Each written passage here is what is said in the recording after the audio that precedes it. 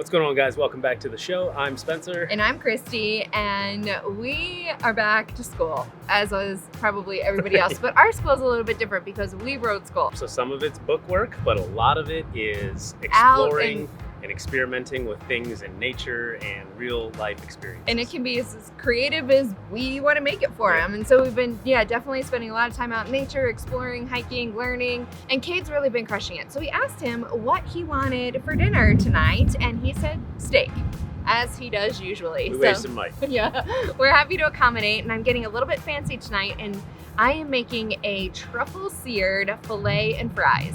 So let's go fire up the Blackstone.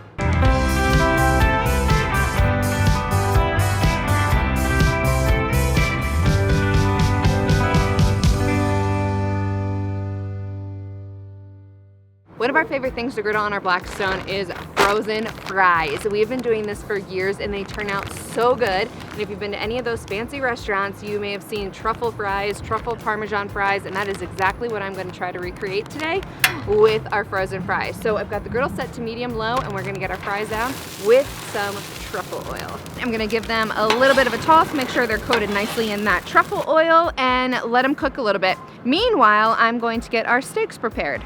I'm going to put truffle oil directly down on our fillets, make sure I get them nice and coated on the tops and all the sides. Then I'm gonna add a heavy coating of salt and then some cracked pepper.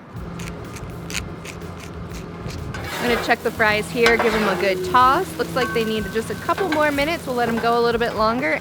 Now that I've got the griddle screaming hot, I'm gonna throw down a little bit more truffle oil and then get our steaks on the griddle.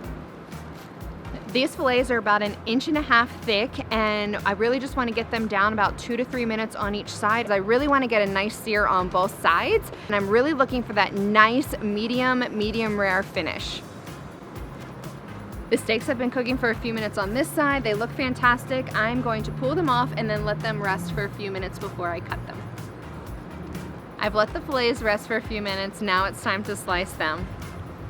Wow. These are exactly what I was hoping for. Look at that perfectly pink center.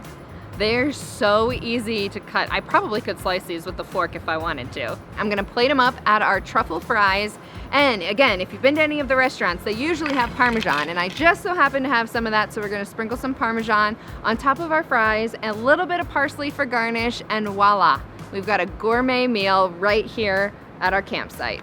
All right, dude, mommy made you some tasty steak. Excited? Mm-hmm. It smells really good. Oh my god. It's the first time we've cooked with truffle oil, so yeah, I'm excited to see how this tastes. I can't wait. Going in for the steak first. Oh my gosh. Oh yeah. That is so good. That is super good. Good call on the meal, Kate.